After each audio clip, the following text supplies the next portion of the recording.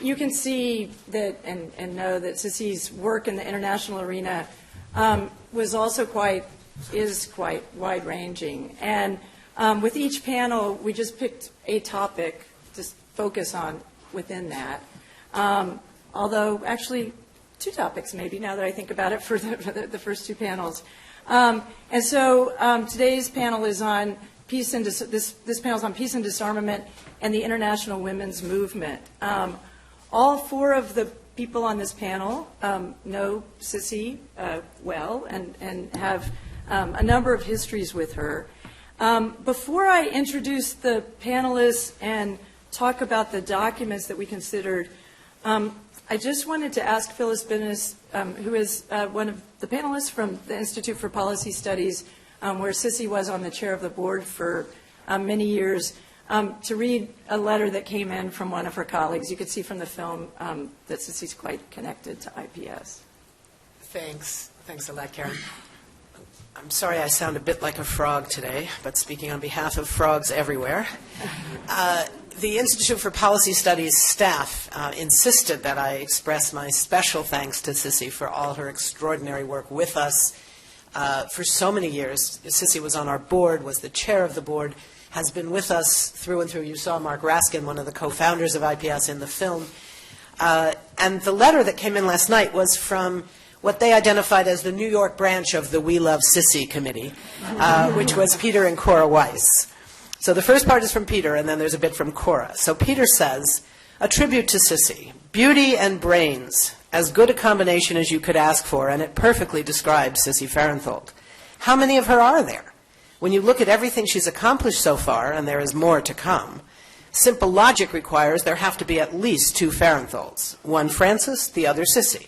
Or maybe the same person has her exits and her entrances, leaving the stage as a politician and returning as a consigliera, at one time guiding the policies of the Institute for Policy Studies, at another time undertaking risky human rights missions to war-torn Latin American countries. All of this, it goes without saying, she does with an unerring sense for right over wrong, without raising her voice even when confronting evil incarnate. A noble citizen, if you can think of a nobler one, let her come forward. And Cora adds, how can I possibly one-up Peter? How many wonderful adventures Sissy and I shared. How many wars we tried to prevent or stop. How many military budgets and weapons we tried to reduce. How many years have passed since our last meeting, but it seems like yesterday. Wish we could be with you. We will raise our glasses and send you our hugs and kisses for the honor well earned. The New York branch of the We Love Sissy Club.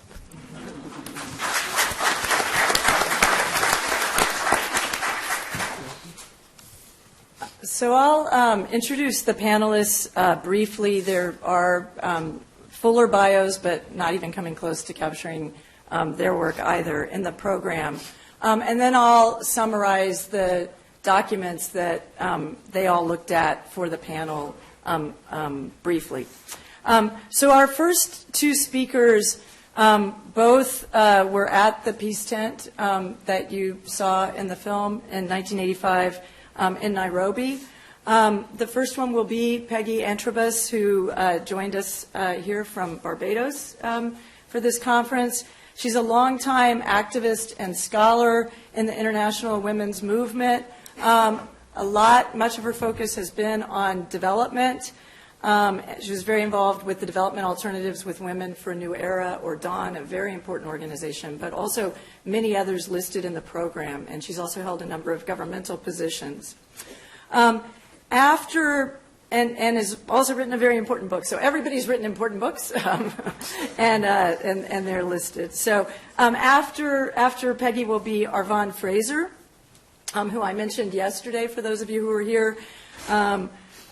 She's now a senior fellow Emerita at the Humphrey Institute of Public Affairs at the University of Minnesota, where she did much work over the years to create programs on international women's rights.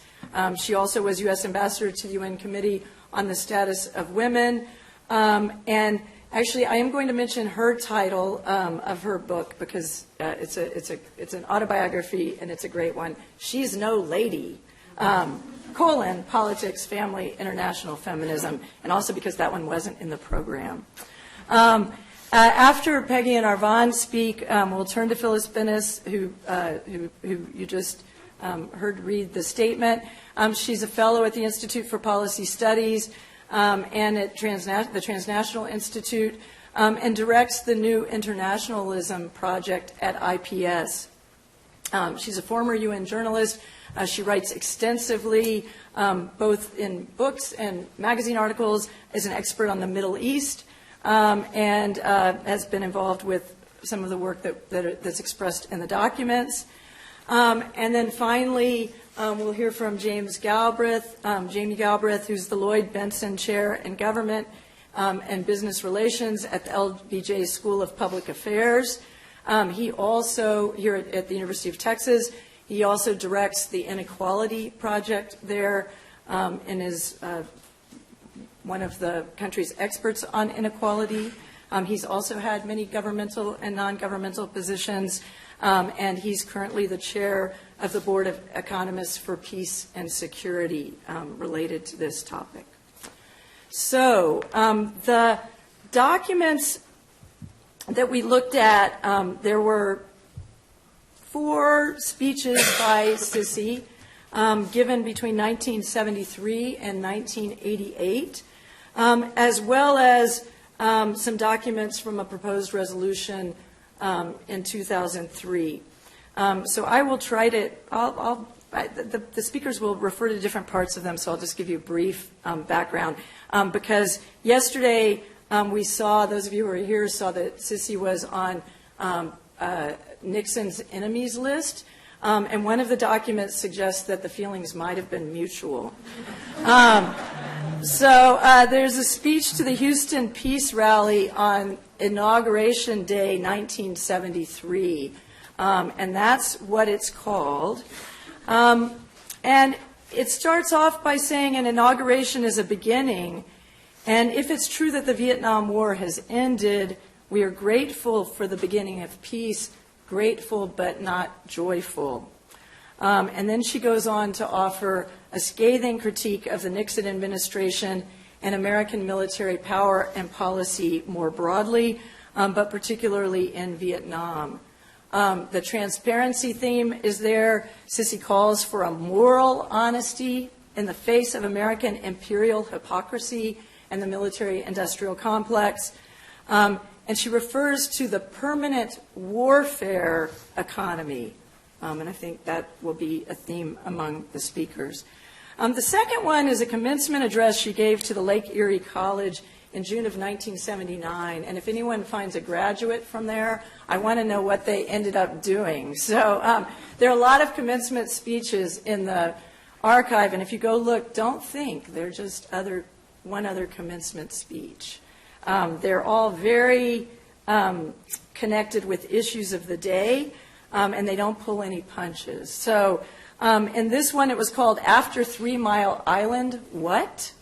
And Sissy outlines the status and concerns of the anti-nuclear movement and calls on graduates to take an active role in opposing nuclear power as a primary energy source.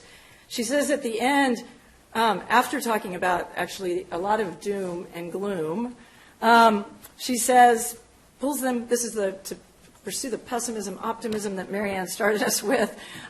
She calls on them, this is to you, the class of 1979. It will require massive effort on the part of the citizenry to strip away the wall that was erected to conceal the ramifications of nuclear power from this country.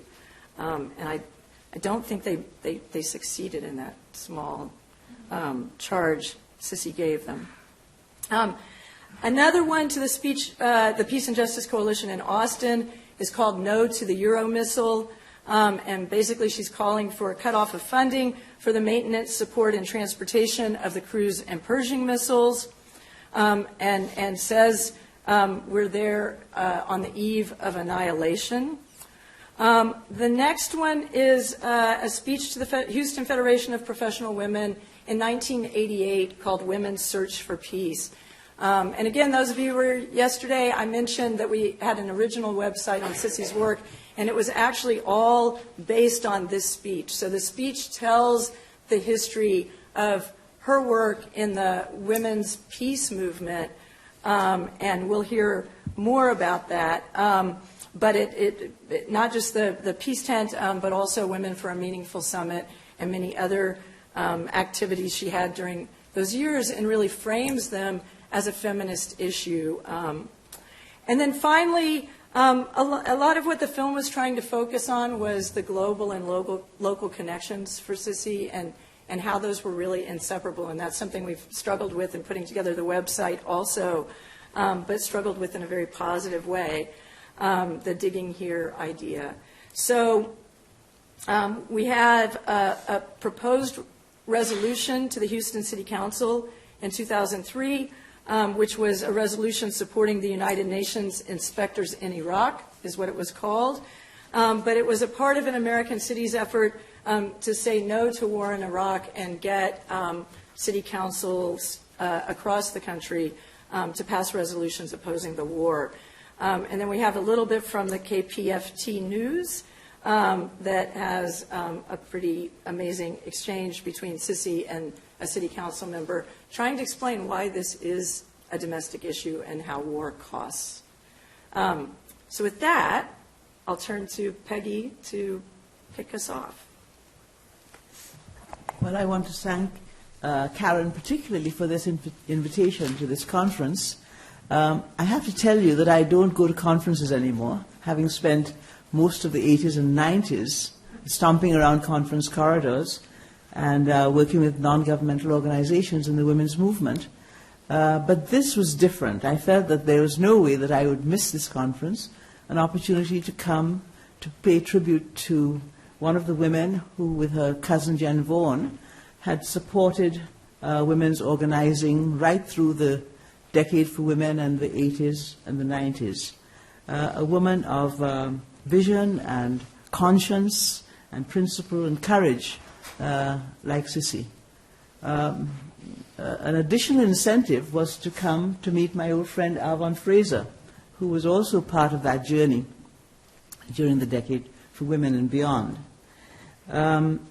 Sitting through the conference yesterday evening and this morning, I discovered even more about Sissy. In fact, I realized I didn't know Sissy at all, because I only knew her as this wonderful, principled, visionary cousin of Jen Vaughan's, and I knew nothing about the rest of her life. But when I started reading her speeches, and particularly the speech of Women's Search for Peace and also the Inauguration Day address, I realized that, yes, this was somebody that was, as she said, she's one of us, she's like us, she's just like us. Because I want to talk about the global women movement, the movement led by women from the global south that helped to transform a movement that was started out as being about women's rights and about women's breaking glass ceilings and getting to the top, to becoming a movement, in fact, that challenged the top. I remember in 1976, I think it was Bella Abzug created a big scandal because she dared to question the budget. For us from the global south, this was nothing special about that, because we would never restrict ourselves coming from the global south to only talking about women in isolation from other parts of their lives. I found out this morning, in fact, the word that I never associated with Sissy, and that is she's a crusader. Thanks to Billy for that. And so Sissy the Crusader is the one I salute on this occasion. Karen, you will remember that when you invited me when you decided that I should start this panel, you thought it would be a perfect segue from the previous panel. And I have to tell you, I had great difficulty restraining myself from entering into that discussion in the previous panel. When I saw the subtitle, Unexpected Trajectories, it was no surprise to me. To me, it is no surprise that a peace activist or any feminist activism would be grounded in championing women's right to choose, not only to control their reproduction, but also to choose intimate relationships. To me, this is the bedrock of women's activism. If you don't deal with that, you can't do anything else. And so I want to start, in fact, by giving an example of what happens when women mobilize and become active in international negotiations on issues, any issue, from environment to human rights to, in this case, population. I wanted to reflect a little bit on what happened in the population conference in 1994 as a result of the mobilization of women from across the world, the women led by women from the Global South. I remember at the beginning of the negotiations for that conference seeing the first document. This was a document really about family planning, because population conferences were essentially about family planning, and how we had to strategize and mobilize to completely rip up that document and start from scratch to produce a document that was about women's health and women's reproductive rights. In other words, to broaden that whole concept of population from one about family planning to one about women's lives. There were conceptual and political challenges that I think could only be addressed by women from the Global South. Because you have to know that within the United Nations negotiating arena, the most conservative governments are those from the Global South. Of course, that was before Reagan and Bush. That was before the religious right in this country. That was in the days when the United States was a progressive country at the international level. The challenges were, first of all, we had to conceptualize that conference differently. And we were up against an enormous challenge from the Vatican and from who had made an alliance with the Muslim Brotherhood in Egypt, and also an alliance with third world countries, the G77 countries, because the Vatican was the one that was speaking out against the injustices of the G7, the poverty of the South. And so the Vatican had made an alliance with the governments of the G77, the third world countries. And we had to break that. We, the women from the Global South, had to deal with governments that were completely against reproductive rights and reproductive health. We also had to deal with the Vatican's characterization of that conference as being a conference about abortion and same-sex marriage. Now, that might sound familiar to some of you, because these are the two hot-button issues. And the discussion this morning about the gay rights and reproductive rights, there's no distinction as far as the Vatican is concerned. Both are evil, the embodiment of transgressions, and so we had to try to work beyond that misrepresentation of the conference and say, no, this was a conference, in fact, about women's health. I think what we succeeded in fact, changing that agenda from agenda about family planning to an agenda that recognized the links between women's rights, women's health, empowerment, and government accountability. In other words, we also had to deal with the economic issues to make sure that the resources were there to provide the services that were essential if that agenda was to be adopted. So how did that happen? 2 minutes. To talk about what, in fact, was a life-changing experience. That is the experience of the United Nations Decade for Women. And there's no way that I can talk about that even in 10 minutes. So I would just refer to that as a moment that brought women together because it was legitimized by the United Nations. There were resources that made it possible for women from around the world, some women who had never left their countries, women from small communities, illiterate women, non-governmental, women working in governments of all religious persuasions and political persuasions, to come together on a consistent basis over a period of 10 years. And that is what led to the emergence of this movement. And we saw the example of what that meant for understanding women's mobilization and organization at the end of decade conference in Nairobi in 1985. And it was there that there were two examples of how the movement had changed beyond a narrow understanding of what were women's issues. One was the peace tent, and I think Arvonne will talk more about the peace tent, and the other was a panel organized by this network of third world women proposing development alternatives with women for a new era. And I can't say, I don't have the time, but I've just got to tell you how that Dawn platform emerged. Because women from the Pacific talked about the testing of nuclear weapons in the Pacific. And so the issue of militarization was an extremely important issue for us. The women from Asia talked about the rising fundamentalism that affected women's opportunities. So that became an extremely important issue. The women from Latin America talked about the debt crisis, which decimated the lives of particularly poor women. And that led to those structural adjustment policies, the Washington Consensus so-called, that was so inimical. And finally, the women of Africa were talking about how desertification, the destruction of the environment, had led to the devastating famines of that time.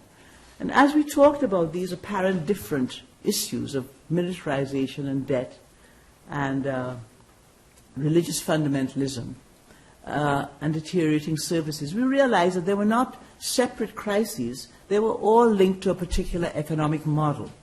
And that was what we brought to the conference. Beyond that, women from all over the world began to use that kind of analysis, that more holistic analysis, which actually is a radical analysis. Somebody made the distinction between a radical and holistic. A holistic analysis of what is going on in the world is a radical analysis because it forces us to look at the linkages. And that is what is so striking to me about Sissy's work, that it does make those links between the issues. And I just want to quote Sissy from her 1973 speech. Such recognition of those linkages has come to us in large part as a consequence of a growing movement among women and men, a movement that seeks not only to give women their due, but more importantly, to transform the culture. And the culture she's talking about is the culture of patriarchy. Because in the end, unless we challenge and dismantle patriarchy, nothing's going to change. So I want to thank and salute Sissy for that clarity. Thank you.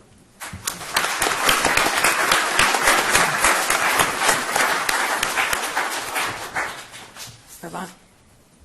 Thank you very much. I, too, am delighted to come south to Texas.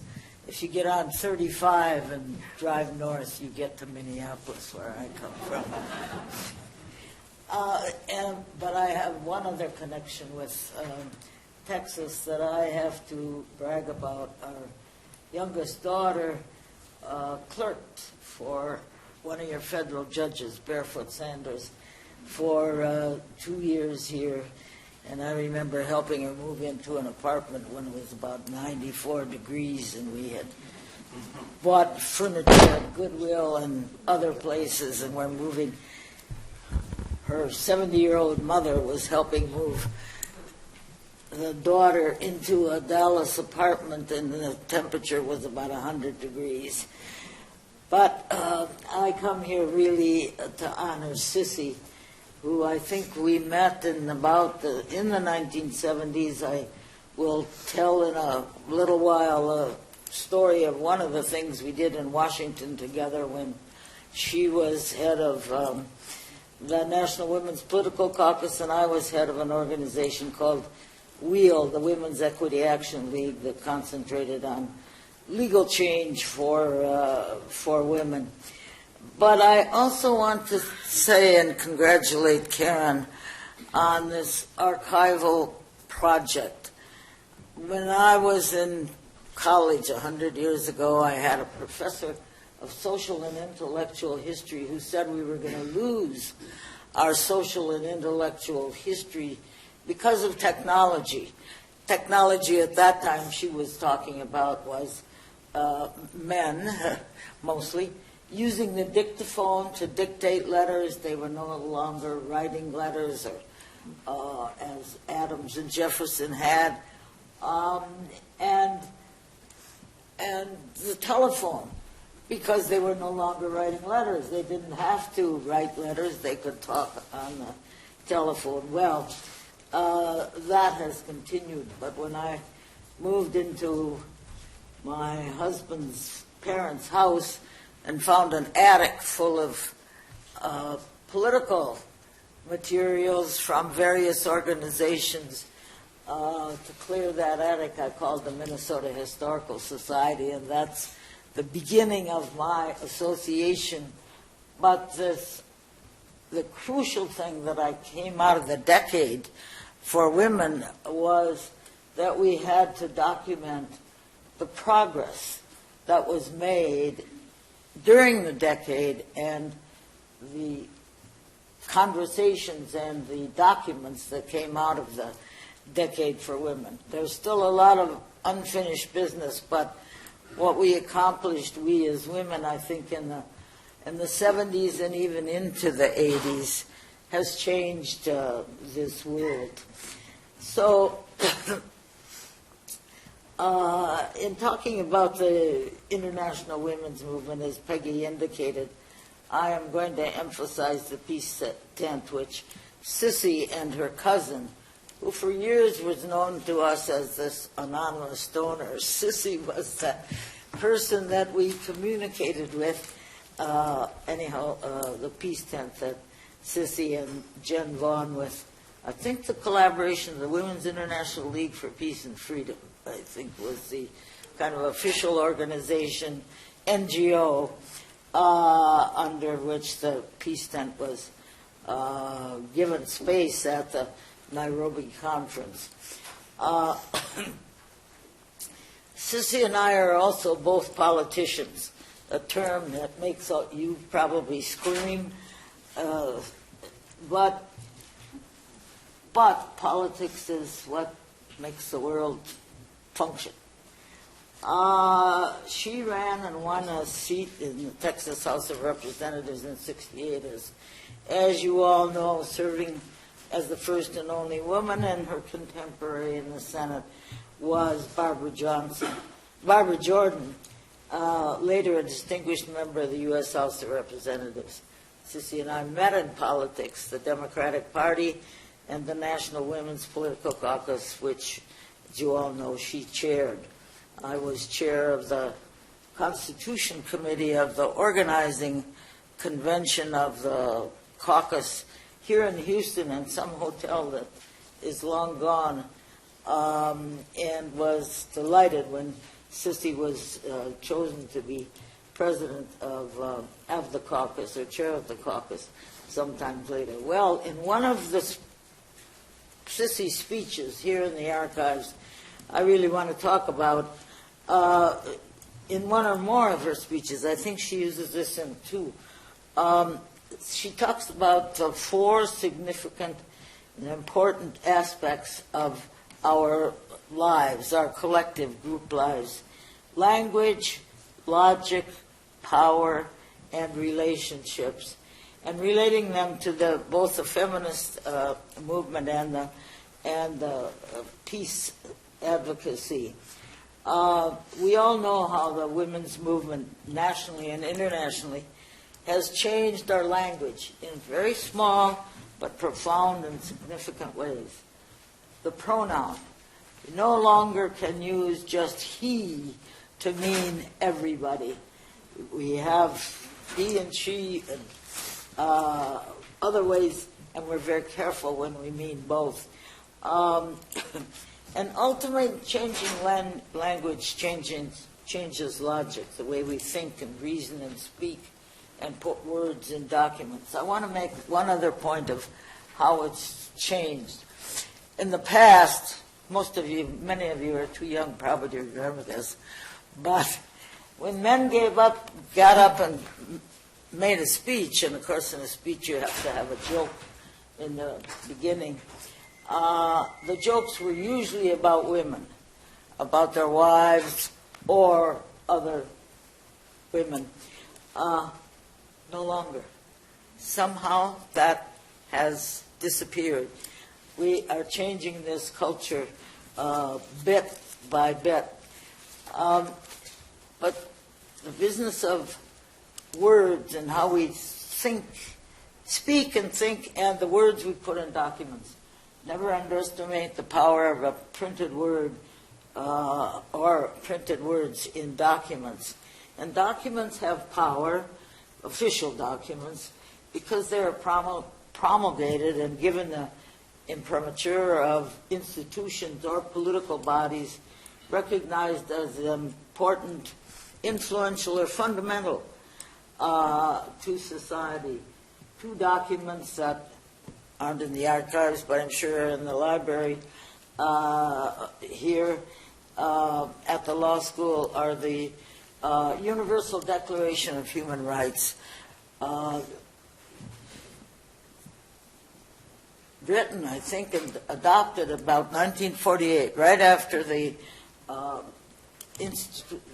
UN was organized, and on which all the other human rights treaties are based, including the other one, the Women's Human Rights Treaty, with the long title of the Convention on the Elimination of All Forms of Discrimination Against Women, otherwise known as CEDAW, that was signed by the U.S. and many other countries at the 1980 World Conference on Women in Copenhagen,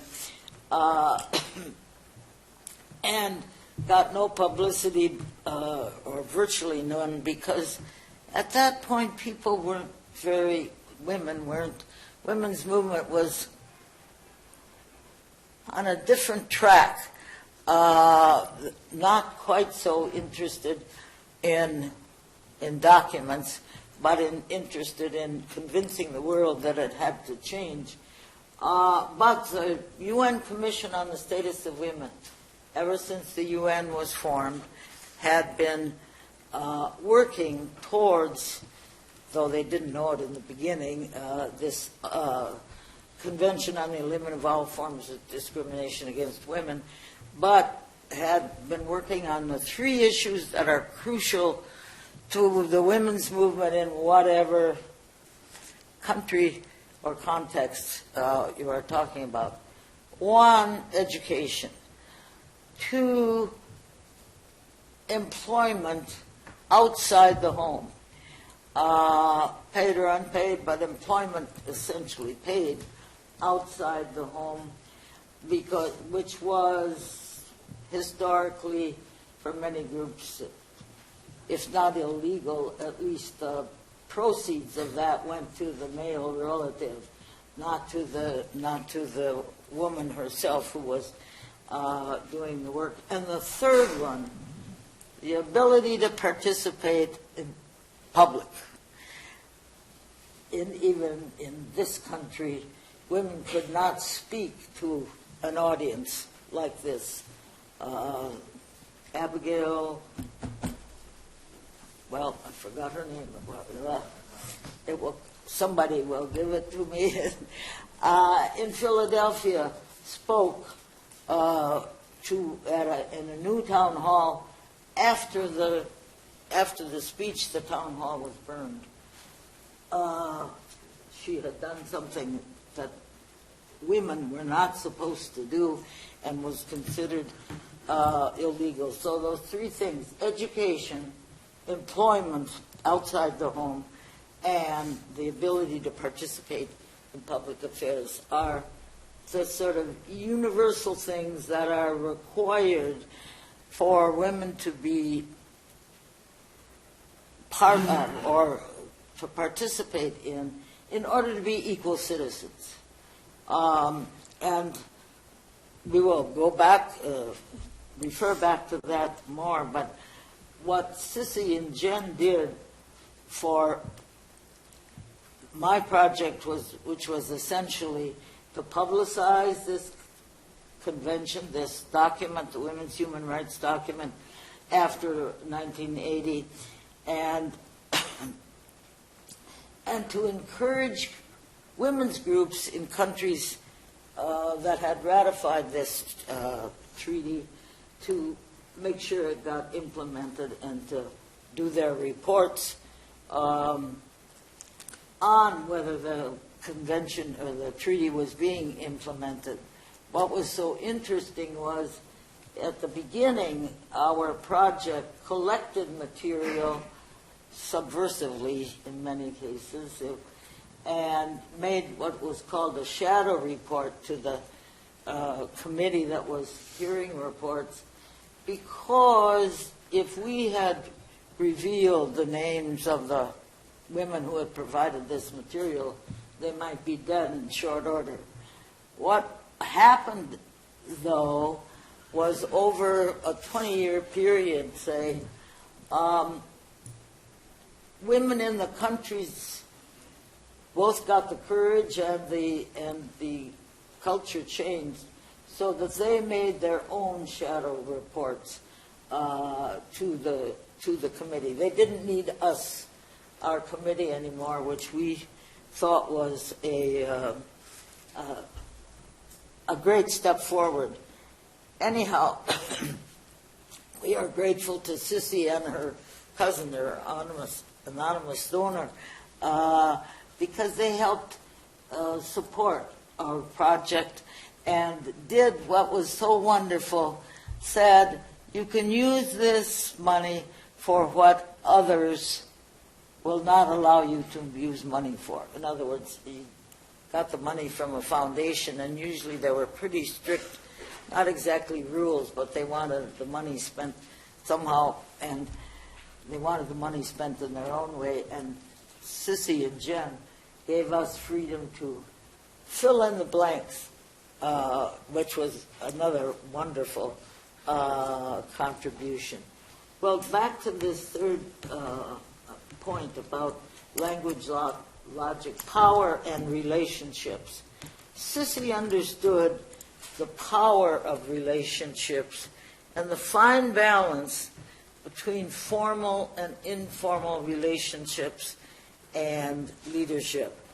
While she challenged institutions, she maintained an inherent respect for them in the sense that she understood how they operated or figured out how they operated and thus how you influence them. She learned and understood their language, their logic, the power and the relationships, direct and indirect, between activists in what she was doing, activists and the formal leaders of the institutions that had to change, and understood that it was the activists and it was advocacy that ultimately moved these institutions to change. Now, ultimately, sometimes it hasn't happened yet, but she and her activities gave respect to the opposition to some of these institutions and activities. And let me refer back to, as I mentioned, when Sissy and I first sort of met, and one of the things we did, and this I think needs time. Okay. I'll very quickly tell this story that illustrates how groups can be influential. I got a call from Sissy, who I think had a call from a woman named Alice Rivlin, who was before a committee, the Senate committee. There was a Senate committee, U.S. Senate committee, that was going to pick the head of a new congressional budget office. The call we got indicated that Alice Rivlin was much more qualified than the gentleman that was probably going to be appointed. Well, we decided to have, and I don't know if this letter's in the archives or if we ever kept a copy of it, but we wrote a joint letter to Senator Muskie, who was chair of the committee, suggesting that, stating that the woman, Alice Rivlin, was much more qualified than the leading candidate, and we as heads of two national organizations, we signed it as heads of two national organizations. To make a long story short, she got chosen because politically at that time the women's movement was strong enough, and we could do that. And I understand that's time, and I'll make other comments during the rest of the session. Thanks very much.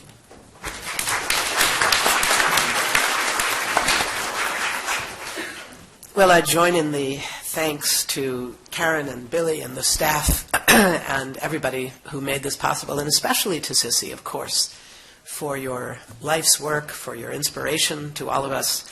Sissy and IPS introduced us to parts of the international peace movement, the international women's movement that we might never have come into contact with. I want to come back to Sissy's Inauguration Day speech, 1973.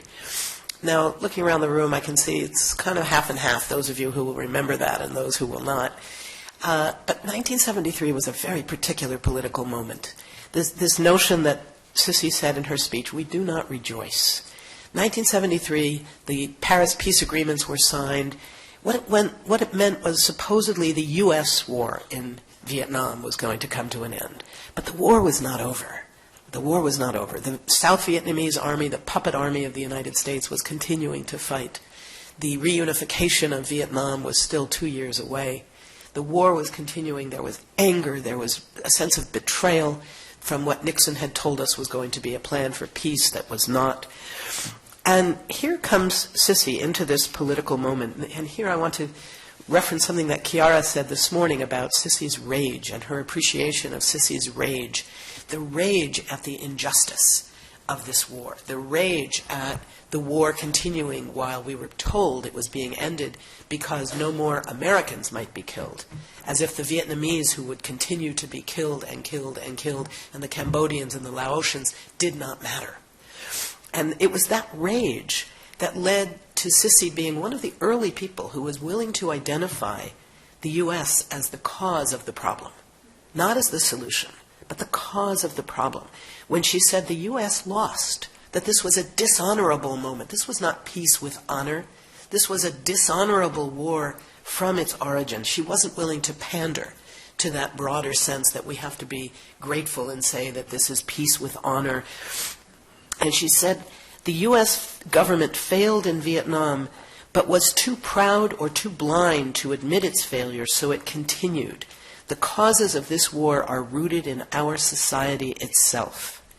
So what we saw was this extraordinary level at which Sissy was not only angry, she was not only raging, but she was strategic from the moment. It was that strategic sense of understanding root causes. You know, we talk about radical. At the end of the day, that's what radical means. It means going to the roots. It's the root cause. It's not enough to say, okay, we're going to have some phony baloney peace process that's going to end whatever particular war or occupation we're involved with. We're going to look at the root causes and we're going to change them. Because that's the only way you can get real change. Otherwise, you're just kicking the can down the road for the next generation. And Sissy was willing to say at that time, she talked about how the U.S. military or CIA paramilitaries, and today we might want to add corporate paid mercenaries, paid by the United States, that they had attacked countries every 18 months since World War II. That we were not this peace-loving nation that we like to portray ourselves at. And she had a list. Sissy always has lists, things-to-do lists that you can check off, right? Well, this was her list of countries. And she said Greece, Iran, Guatemala, Indonesia, Lebanon, Laos, Cuba, the Congo, British Guiana, the Dominican Republic, and, of course, Vietnam. Now, this was in 1973. We got a bunch of other countries to add to that list. We've got Panama, Grenada, El Salvador, Nicaragua, Kosovo, Iraq, Angola, Afghanistan, Iraq, Pakistan, Yemen, Somalia, Syria, and that doesn't count all the places where covert operations are underway that we don't even know about. So we got a lot of work to do. And Sissy has helped keep us on the straight and narrow to say, we don't have time to play here. We're going to play while we do this work. We're going to have fun while we do this work. But the work is what comes first. So one of the things that I wanted to come back to is this question of, for Sissy, when she talked about it, this is, remember, 1973, we're still in the height of the Cold War. And Sissy says this was not just the big bad communists that were waging war. This was our country that was responsible. And she said, our government can also lie to its own people. American policy, like that of other nations, is often immoral, dangerous, and ignoble. Ignoble. The ultimate sort of understanding of what was at the essence of U.S. war policy. And there was a very important core to this that linked the question of war with the question of racism, that Sissy understood was present in our country from its origins, a country that is grounded in the history of the genocide against Native people and the slavery of Africans, that racism is fundamental to how we carry out wars in the United States. And in that context, empire rises, an empire that's grounded in both war and racism. And what we were seeing in 1973 in Vietnam, what Sissy was responding to in that Inauguration Day speech, was what Nixon had come to call Vietnamization. This notion that the Vietnamese would fight our battle, and they would die. We would stay home. We would send money. We would send guns. We would send planes. We would send bombs and more bombs and more bombs. But we didn't have to worry about our troops coming back in body bags. And so then it would be okay, because we didn't care as a government about people who died in other parts of the world.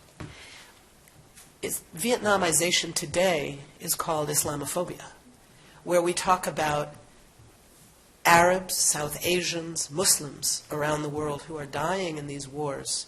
Sometimes Americans get caught up as well. You all have heard about the most recent announcement that the drone strikes in Afghanistan killed an American hostage and an Italian hostage. And President Obama apologized, sort of, except he wouldn't even use the word drone. He wouldn't, even in that ultimate painful, and it clearly was very painful for him. This clearly was devastating for him as a person. But frankly, what's devastating for him as a person is not really important. The question is his policy as president. And his policy as president has included the expansion of the drone war, and yet in this case of apologizing for the killing of an American citizen, he could not even bring himself to use the word drone and acknowledge that it had been a drone attack. Sissy was not like that.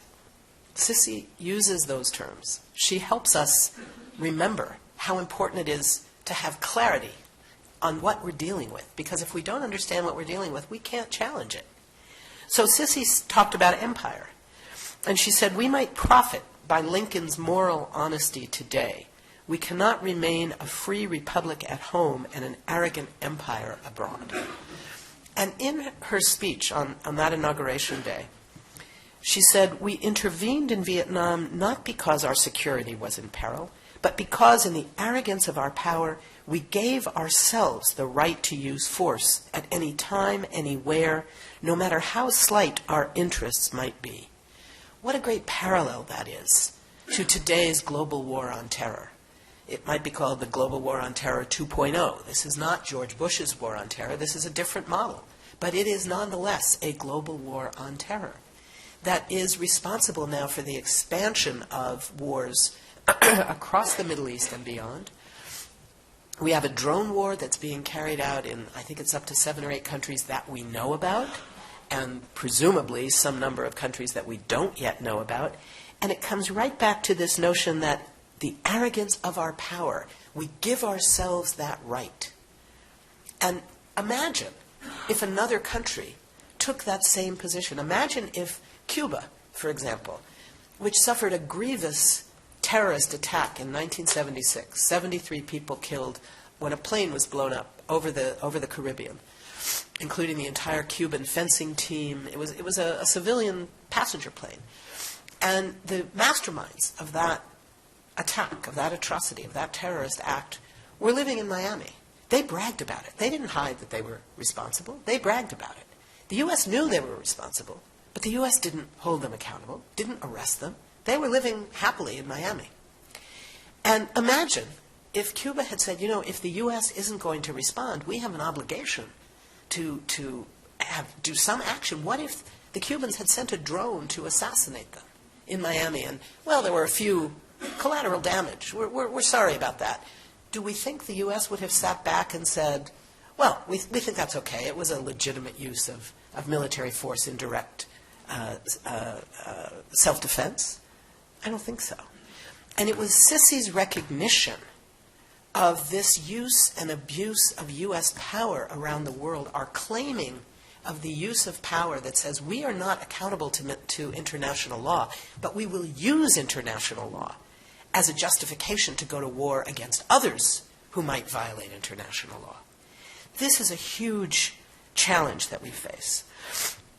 So this question of international law and empire is one of the two real fundamentals that I think Sissy brought to us very early. Earlier, I was a young anti-war activist. In 1973, I was just out of college and was outraged at this. You know, the student movement had been so engaged.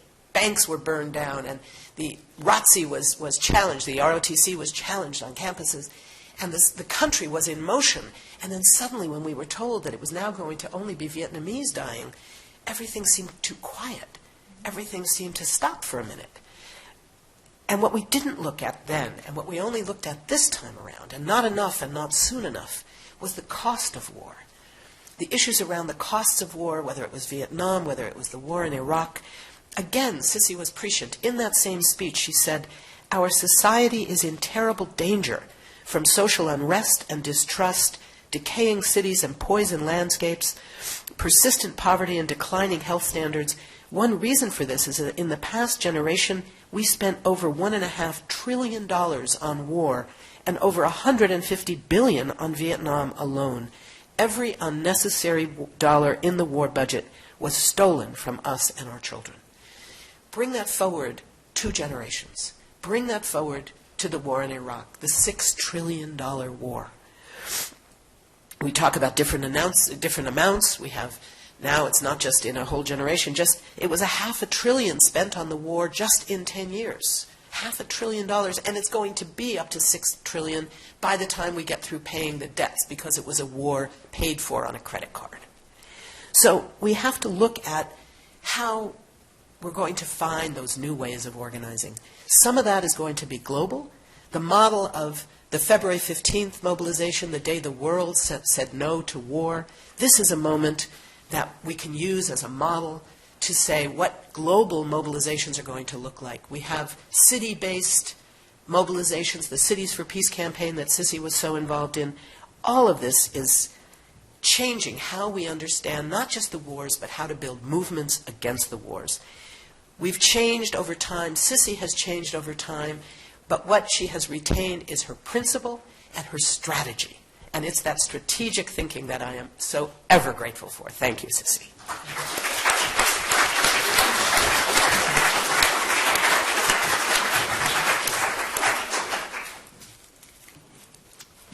Sissy, it's nice to see you bearing up under the weight of all of this praise. At least reference was made to the fact that you did get on Nixon's enemies list. If I can be forgiven a bit of Galbraithian one-upmanship, my father was always very proud that he was on 2 of Nixon's enemies list. He was too. Oh, okay. I was afraid someone might have that fact at their fingertips. Let me begin, however, if I may, by touching on the topic of the last panel. Because, Sissy, as the father of a trans man, I have come in recent years to appreciate far more fully than I ever might have otherwise the importance of the struggle that you helped to wage in years past for LGBT rights. So thank you for that.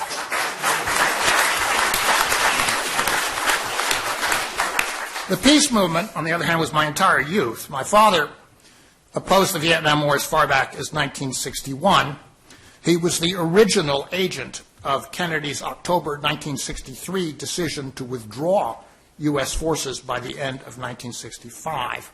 I worked for Eugene McCarthy in Wisconsin in 1968. I was actually the first student volunteer for George McGovern's presidential campaign in December of 1970. In February of 1971, my roommate, quite innocently as part of a job, found himself copying the Pentagon Papers, so I was actually the first surreptitious outside reader of those documents, or at least a few of them that made their way back to our room at Quincy House. And I was on the floor of the Democratic National Convention in Miami Beach when you were nominated for vice president in 1972. Unfortunately, as an alternate delegate, I could not vote. I have a slight digression here because I was also just before that at the Beau Rivage Motel in Miami Beach, the headquarters of the Massachusetts delegation, when the call came in that the vice president was going to be Kevin White, mayor of Boston. I was dispatched to inform our delegation chair, Father Robert Drynan. I found him in the lobby. I told him the news. He looked at me with a bit of surprise in his voice and said, "Kevin, who?" And then his face relaxed and he said, "Kevin White. You know, that's very funny. That's the same name as the guy who's mayor of Boston." And thus began one of the greatest political debacles of modern times. I want to speak about Vietnam and about nuclear weapons, and I'll speak very briefly. My view of the Vietnam War, against which I spent 7 years organizing, has not changed. Worse than a crime, it was a mistake, as Talleyrand actually did not say about the execution in 1804 of Louis Antoine de Bourbon, Duke of Enghien, on orders of Napoleon, but I digress.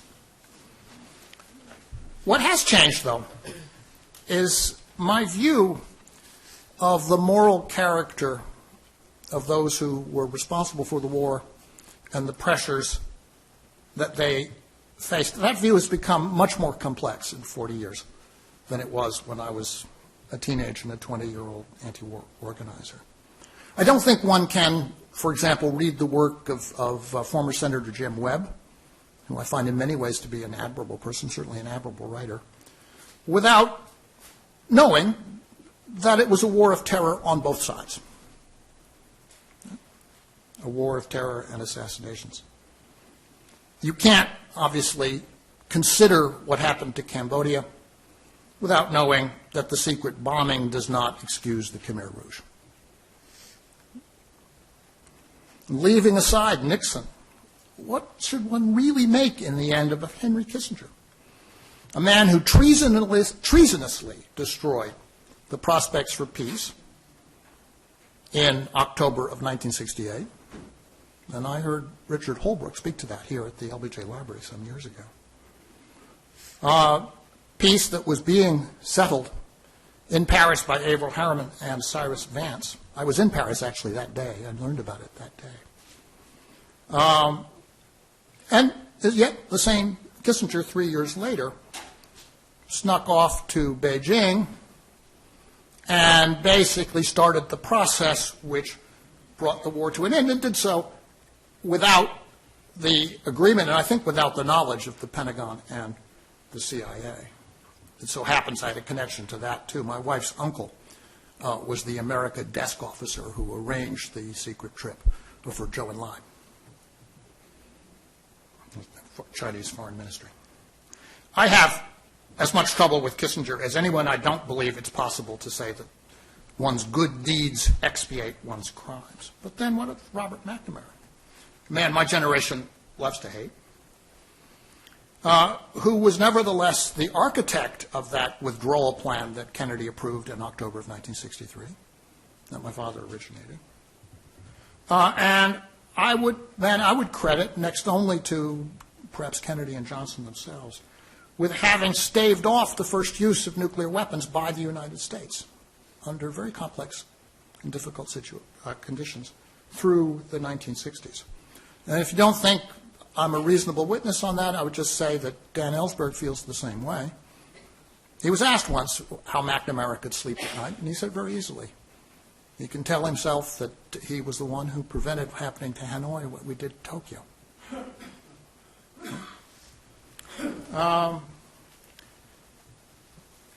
So let me turn to this question of nuclear weapons, because this is an issue on which Sissy Farenthold has been a clarion of moral clarity in an age of great moral darkness. And I think my generation grew up in something of a cocoon on this question. We would laugh nervously at Dr. Strangelove.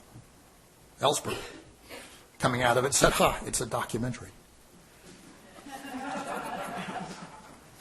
We would shiver at Failsafe, or much later at the film The Day After. So we had a vision of ourselves as part of a virtuous, peace-loving people against a reckless, demented state. And I think the reality is that there were elements, at least, of exactly the reverse in the real world. That is to say, there were many cautious and highly frightened people in positions of responsibility, and many demented and reckless people outside. And it was, interestingly enough, and here again I cite Ellsberg's memoir, Secrets, that it was the policy of the United States government actually not ever to use nuclear weapons, even though our treaty commitments committed us to do so under NATO. And the fact that we weren't going to do so was the most closely guarded secret of this period. It's the most closely guarded secret because politically it would have been devastating to admit that these were weapons we had no intention of using. Right? You think about that for a while, and you realize how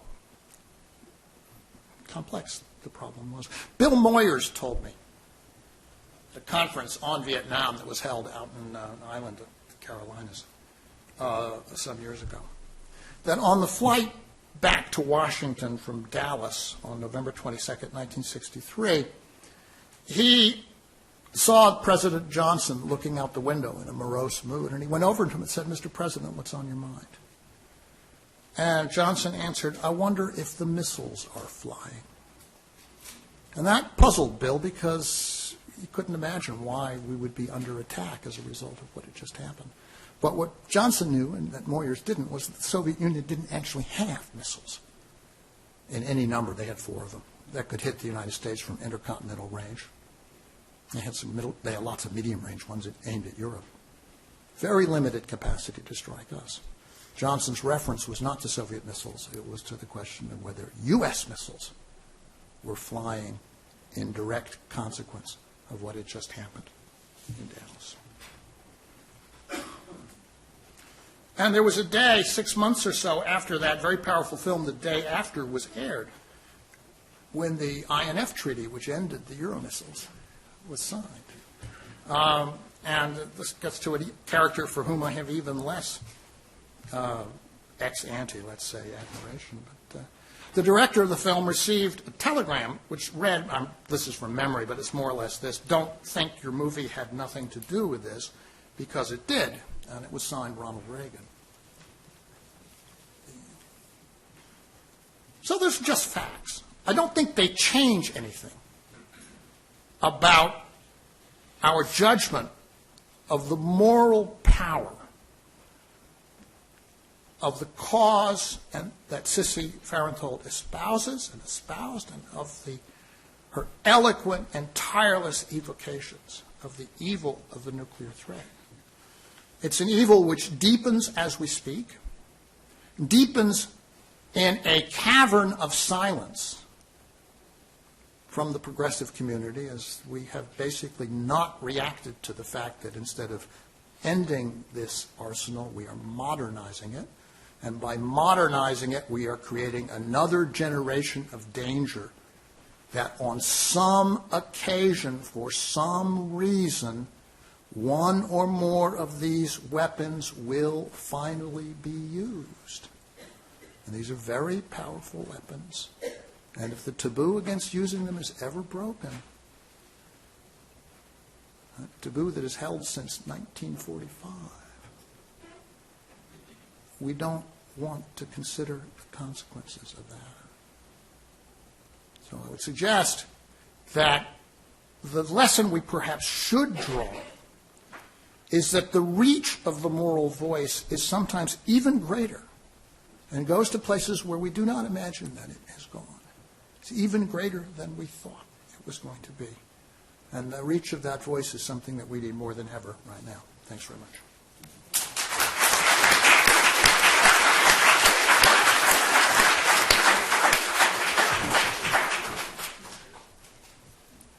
Wow.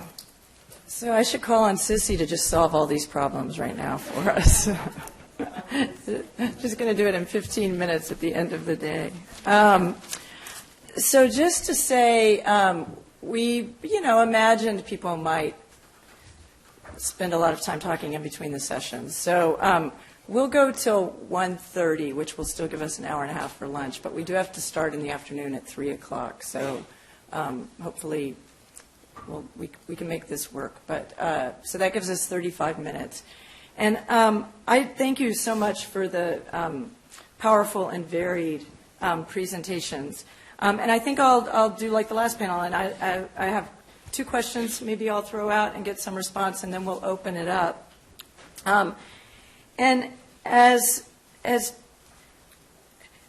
well, I think each of you focused on the role of economics. So whether it was through the cost of war, I think the linkages that Peggy ended her talk with and said we wanted to rethink the whole point of the Dawn Coalition was to rethink economics. And then hearing Jamie repeat and really allow us to see why Sissy was so focused on the pending doom that we've forgotten about. So again, the pessimism with maybe the optimism, which you didn't end with. But so Frederick Jameson, who's a literary critic, once said, "It's easier for us to imagine the end of the world than it is to imagine the end of capitalism." And since Peggy and Arvonne were talking about 1985, before the Washington Consensus, actually a moment when there was more, it wasn't yet clear that capitalism would prevail in the way it has. I just wonder if that might be a jumping point for you each to respond to.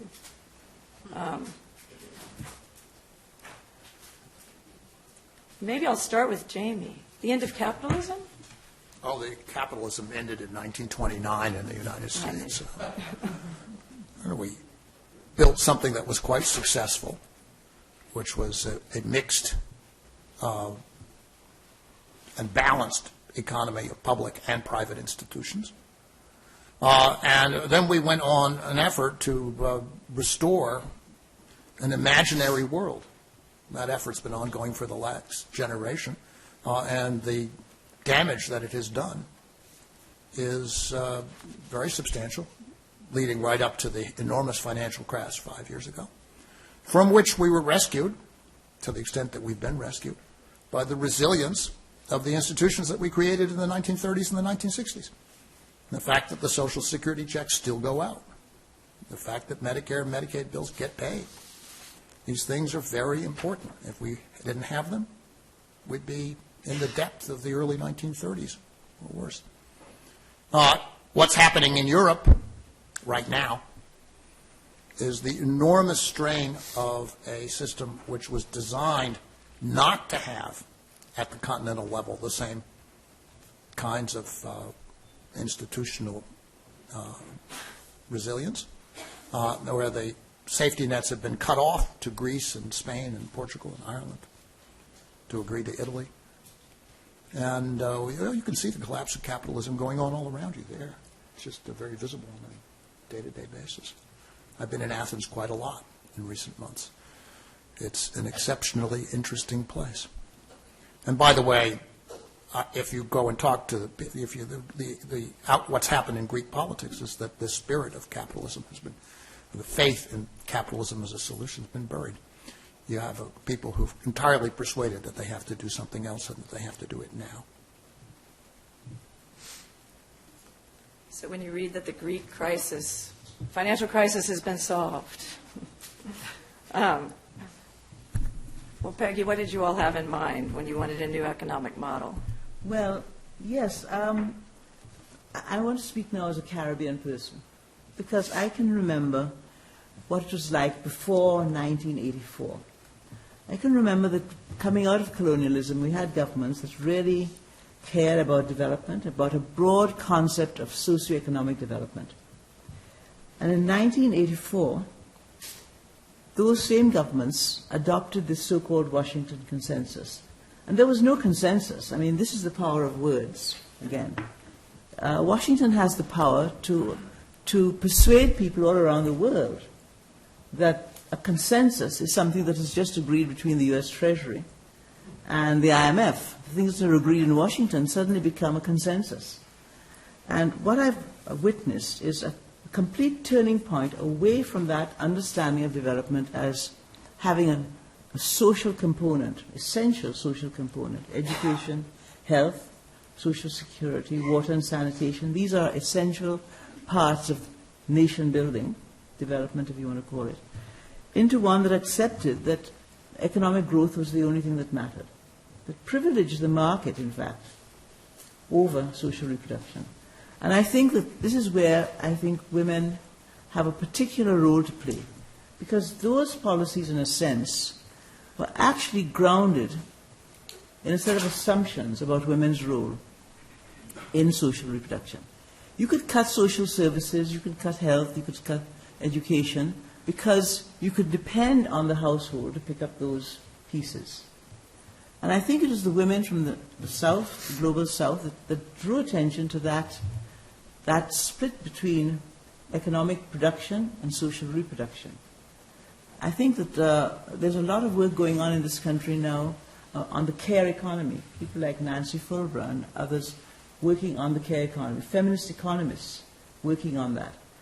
I think that women could bring something to that discussion. So it's not the end of capitalism, has the end of patriarchy. I mean, the two things are so intricately entwined. Now, Sissy understands that. But, I mean, how many other people understand that? My sense is that women's movements and women's activism and women's organizing is still kind of marginalized and not understood as being central, changing things that matter to everybody. These things matter to everybody. It's not just, they don't just matter to women. But the things that women, are concerned about, which is the care and nurturing of people, the next generation, the reproduction of your labor force, the reproduction of your military, these things really matter. And until you understand that you can't separate capitalism from patriarchy, you can't separate those economic models from what they do to people's lives, I don't think anything will change.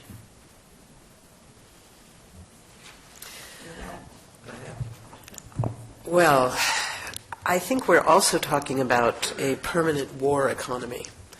The kind of capitalism that we've created is a capitalism that privileges not only corporations in the abstract, but a very particular set of corporations in particular, and that is war corporations, the corporations that produce the weapons of mass destruction, whether they're F-16 bombers or whether they're the bombs or the bullets or whatever, and the corporations that are the contracting corporations that have made a killing, an absolute killing, in these new wars. When you have an economic base for war, as we heard from Secretary of Defense Rumsfeld, that we can do this on the cheap, we can do it with a light footprint. And that was because the military had been cut, so the number of personnel was smaller, and they were going to make up for it by hiring private military contractors, better known as mercenaries. This is a pirate army, a pirate army. And then you get into all the questions of international law and accountability, but fundamental to it is the economic question. Because when so much of the U.S. economy is tied up in making war, it's inevitably an unproductive kind of economy, because it may reproduce jobs at a certain level. people who work in war production will never be out of work. Excuse me. But we have to look at it in the context of what Jamie was saying earlier. Who benefits? What kind of an economic base is this? Who benefits are the CEOs of these corporations. So by making the links that Sissy taught us back in 1973, we have to continue focusing on that social cost.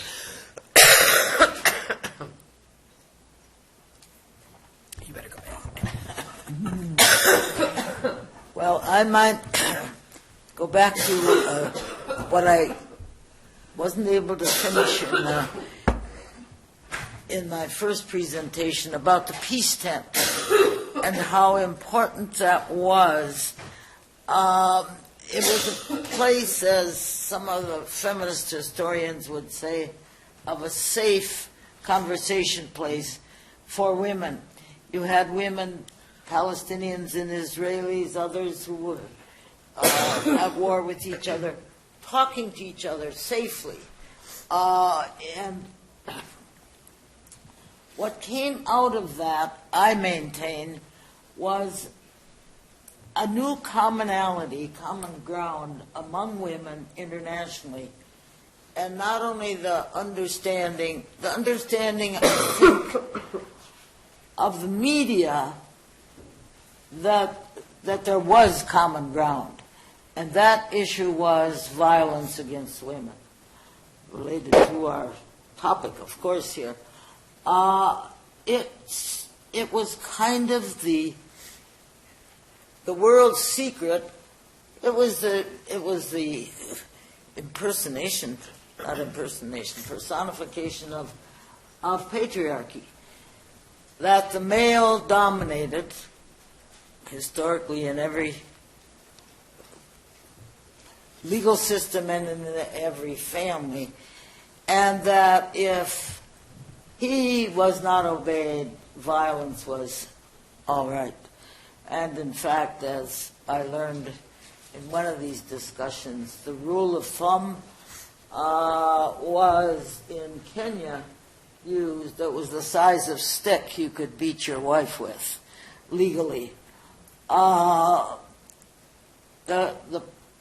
real point being that at the peace tent, where women could talk across all kinds of political and economic lines, the one issue that came to light out of that conversation was the whole problem of violence against women worldwide. And the result was somebody's got to do, or maybe a few people, PhD theses on this, because by the time then, in 1993, when there was the World Conference on Human Rights, every country, and countries all coming to these UN conferences make a statement, every country figured they had to have a paragraph or two in their opening statement about the problem of violence against women.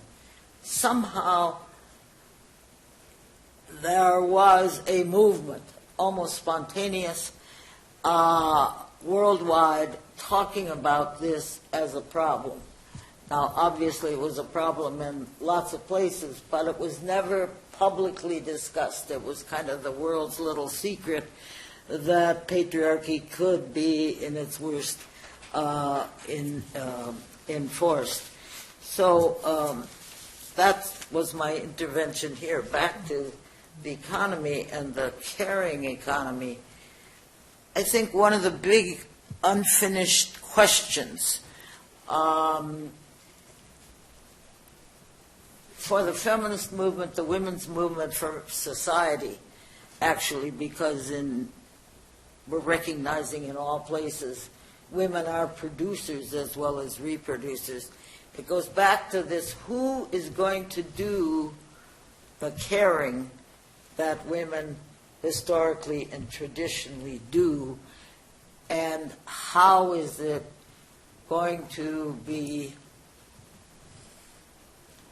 not quite compensated, but it is one of the unfinished business questions. The second one that worries me is, and I probably shouldn't even bring this up, but I'm going to, is that most industrialized countries now do not have birth replacement rates, and among its citizens. And I suspect, and I see little ripples going this, there is going to be pressure on in the U.S., white women to have more children. This is going to be very stressful, and we better be thinking about this.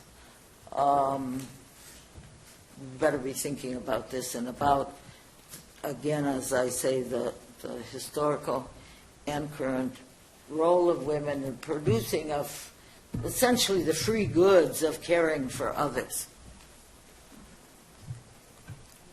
I think I'm going to go ahead and I have a bunch of questions, but I'm going to open it up to the audience and at least take a couple from there.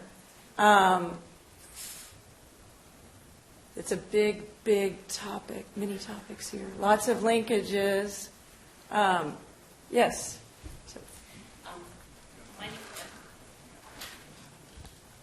My name is Naveen Sala, and I have a question for Phyllis. So when you said that you were an anti-war activist in 1973, which is when I just quit my diapers. Stop bragging. And you've been one all the way until today. And my question is, and you said that there were wars then, and there's still now, and it doesn't stop. And I wonder what gives you the energy to continue, because at some point I would think that, you despair. And, that's a question that interests me. Thank you very much. Well, first I had people in my life like Sissy Farenthold to provide inspiration that basically say it's not an option to just give up and go home. And some of it is because at some points, it's not always true, but at some points being a political activist is incredibly fun. And you wouldn't want to do anything else. You're with the most amazing people. You get incredible opportunities to meet people that have experienced things that you can't even imagine and learn from them firsthand. And it's like, wow, where else could I have done that? As an academician? I don't think so. No offense to the academics here, but, it's incredibly fun. So part of it is, it's not, okay, I believe you. It's not all doom and gloom. On the other hand, there's a big chunk of doom and gloom in there. And that's where you get back to the question of, for me, I'm a Jewish girl who grew up not believing in anything in particular except people. And I think for people who come out of a faith-based tradition that's a little more faithful than mine was, it might be different. But for me, it was about, I don't have the right to make other kinds of choices. It's somewhat about privilege. So I live in a country that is responsible, sometimes directly, most of the time indirectly, and increasingly directly, that's responsible for a huge amount of suffering in the world. And I'm white and a citizen of this country, a native-born citizen, so I have a level of privilege. I'm not a Muslim. I'm not a lesbian. I have all these ways in which I am more privileged than a whole bunch of other people that I love and work with. And so I feel like I have some obligations, too. So it's some about fun, it's some about obligations, and it's some about, you have to have a certain kind of confidence that you've been created as part of a movement. I mean, leaders are really important to movements. But movements, in my view, create leaders. We talk a lot, we've been talking a lot about IPS as we move to a new generation of public scholars, and what does that mean? And Sissy has been part of some of those conversations. And it's really hard. You know, it's hard for me because I was always the youngest one in the room, and I'm now the oldest one at IPS practically, except for my great colleague Mark Raskin. And that's hard. But it's also about recognizing that what we do is going to have consequences beyond what we can see right now. And I think that we have to understand it in the context of movements. You know, people say to me sometimes, well, how did you come to do what you do? I was created by a movement. You know, I graduated high school in 1968 at this incredible moment of turmoil. I was a 17-year-old punk kid. I didn't know anything. You know, yeah, I worked for McCarthy, too, at the age of 17, but I didn't really know what I was doing. It was all kind of, it was part of the social environment that I lived in. I didn't live in an environment where I knew people who could really teach me the kinds of things that I think you grew up with, Jamie. But I was lucky. I went to university and fell in with amazing people, you know, and I was lucky. I was produced by a movement. And so I think movements produce what they need just as much as people produce movements. So it's that question of social movements. How do we make history? Individually, we don't. I mean, a few of us do. Sissy does, but not very many people do. Most of us make history by being part of a movement. And that's what keeps you going, you know, when you start flagging and saying, geez, really, another one? Oh, my God. You get up and you do it again, because then you remember, you know, we actually managed once to stop that. In 2013, we did stop the U.S. from bombing Syria. A year later, they did it. But we stopped it for a year. That was huge. That was huge, because in 2013, it was going to make everything worse. In 2014, when they did it, it made everything worse. But we stopped it for a year. That was huge.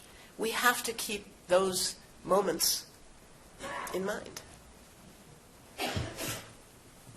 I was just thinking about the moment in the film, talking about the anti-apartheid movement and the response of the consular saying apartheid's never going to change, right? So it also is not that there aren't new issues in South Africa, but just sometimes remembering what seems impossible at different times. Do I see? Yes, Patricia. If you would, Mike is coming. Thank you. Hello, my name's Patricia Doherty, and I'd like to direct this question to Arvonne. Arvonne, could you please expand a little bit upon the comment you made towards the end about the U.S. women being pressured to have more children? Could you explain a little more in depth? I think it's this year. Sorry. I think it's this year that our birth rate in the U.S. went below what's called replacement rate, which is, I think, 1.8 or 1.8. And every country worries about this because either you reproduce or you bring people in, have immigration. And worldwide, this is one of the tough issues of the future. And it will illustrate racism and classism. It'll be all out there. That's why I worry about it. I see, what was Margaret Atwood's book? The Handmaid's Tale. Yeah, exactly. Yeah. We need to think about this and figure out what we're going to do, I suppose, both as a women's movement and as a society and in a way as a world. I mean, I'll very quickly say this. Look at what's happened in the Caribbean and the Mediterranean in the last week or two, of all the people who are migrating on these boats that ultimately sink. It's going to be a tough question for Europe first, but we're going to have to deal with it too. sorry about that, of kind of the bad news of what you're going to have to look forward to and deal with. Can I just offer a comment on this? So I think we should appreciate that we do have one feature of this country which is quite distinctive, and that's the constitutional provision that if you're born here, you're a citizen, irrespective of whatever else, who your parents are or what their status is. Well, it's very important. It's a terrific advantage. And the issue that you hear about in Germany is a race issue. Okay? Demography in the United States is going to wash out the race issue in the course of time. It's a great thing. Okay? I tell my European friends, they just admit Turkey, they won't have a demographic problem either. They look at me as though I don't get the point. I do get the point. A few years ago, I'll just say that I was on one of those awful talk shows when the interlocutor was the dreadful Larry Kudlow. I'm sure you're a great fan of his. And somehow the subject turned to immigration. Someone said, "Oh, you're from Texas. You got a lot of immigrants in Texas and a lot of intermarriage. What's going on down there?" And I said, "Well, you know, my wife's an immigrant. I'll just ask her and get back to you."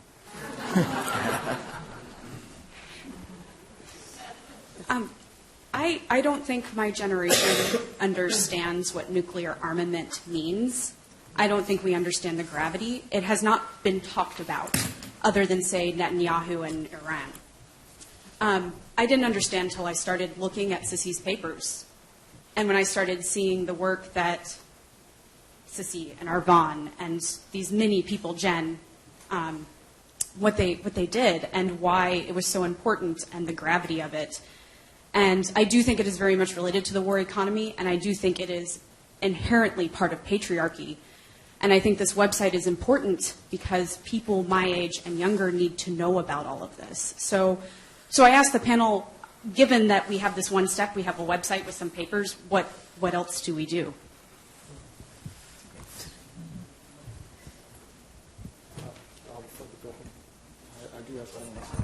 I'll just say one quick thing. There's a terrific organization in Washington that IPS works with called Teaching for Change that basically is involved with curriculum materials for teachers.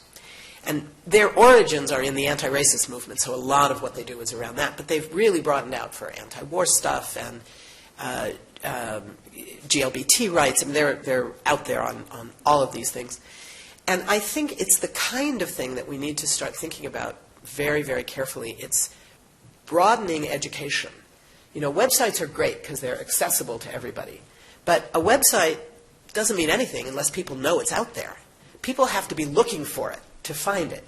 So the question is, how do we get people to want to be looking for information about nuclear weapons and the movement against nuclear weapons? That's the hard part. That's where we get back to the question of why sometimes it's really fun to do this kind of work, because you get to deal with young people, you know.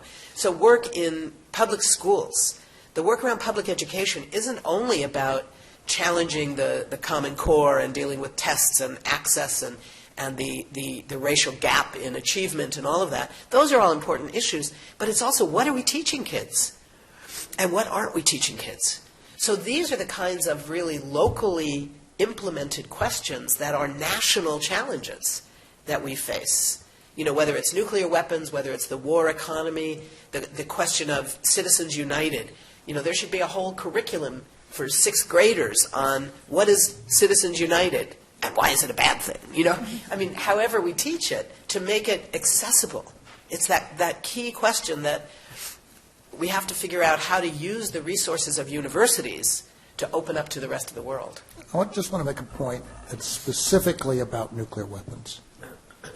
And it's a point which I think has a particular resonance with the values and themes of the women's movement.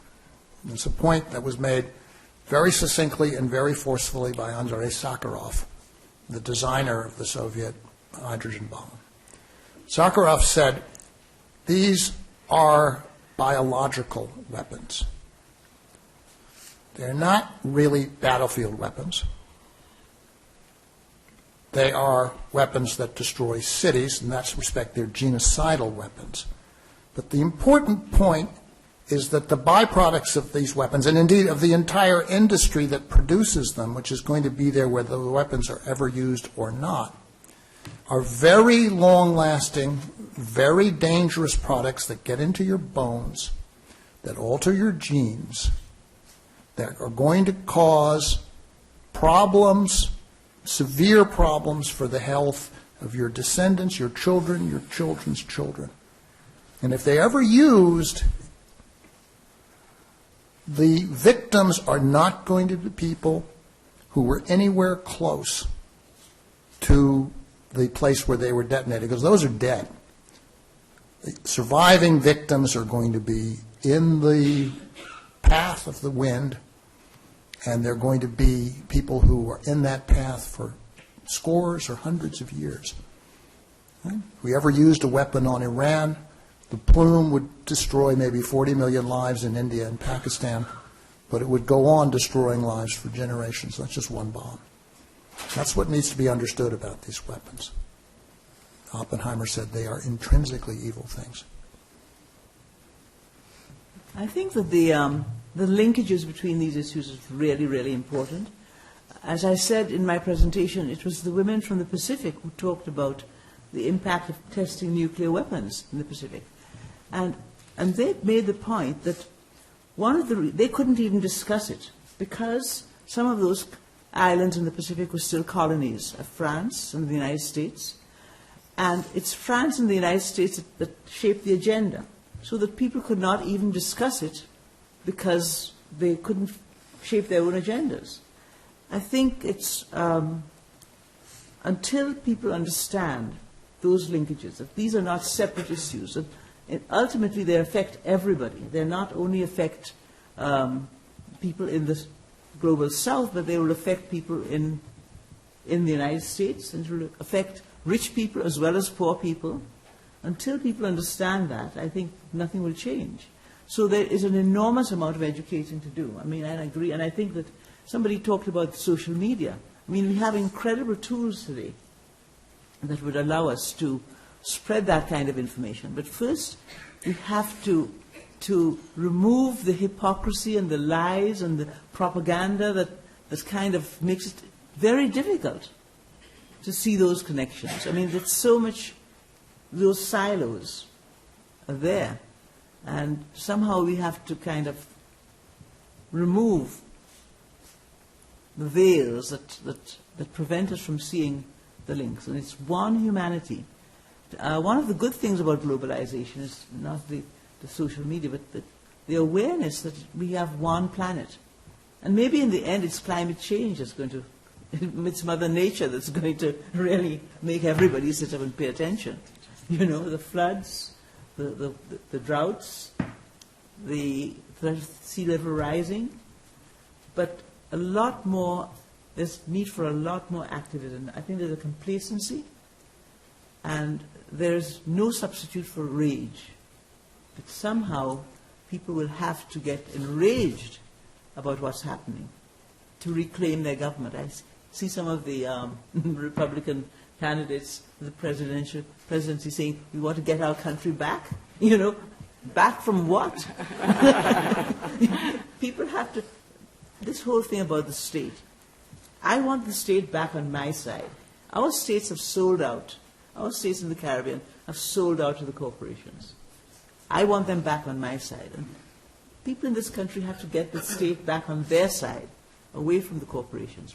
Corporations really are running the show. They're determining, and somebody made that point, and we have to understand the economic benefits of war to certain interests. It's economics that underlies all of that. And until we recognize that, the military-industrial complex, I mean, just Eisenhower, who pinpointed that all those years ago, there needs to be a conversation about that again. Can you solve the world's problems in 30 seconds, Arvonne? Yes, and Actually, answer you don't the have question to solve the back whole there. world, just the nuclear. And Weapons it issue. is in your title, a noble citizen. Sissy's an example. We have to think about, and I don't see the young woman who asked the question. There you are.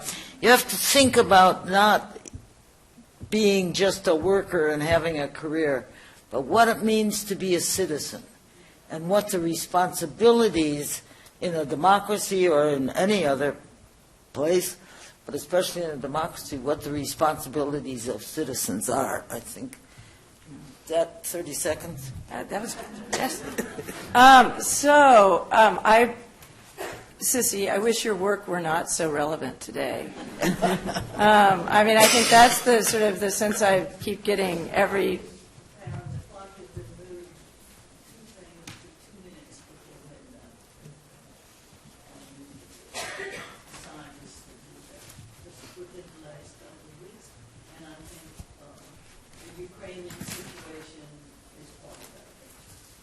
Wow. Well, so even though I wish it weren't so relevant, I'm very glad that we have access to what you wrote years ago, and also that we have you here to help us continue to work through the issues. So we're gonna send you away with a lot of work to keep doing also. But thank you very much to the panelists and.